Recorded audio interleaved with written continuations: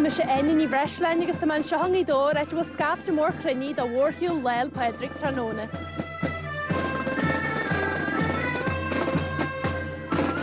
Bhí breis agus míle duine ar a phríú bhealathe ar bhain bhag agus na darí beganiu leis an éite sféra eile súla chuine ar a forráid. Chéann tar a stéid úrgailteachta Denny McGinley fannacht sáile agus éagsúil sa bhórthiúil. Tá luha an go le on tá maithagainn agus go mór thiúlagan ní smó mlíana na bheogann bliana be go dtí seo.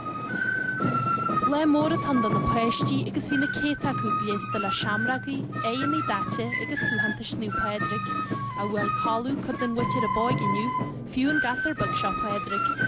Bhí neart tiispantais éagsúlann se haniu agus cá réalt le feicil sa fáraiste. Bhín grúpan na Rubber Bandits ar cuairt chomáil le Barack Obama agus an teile riaga.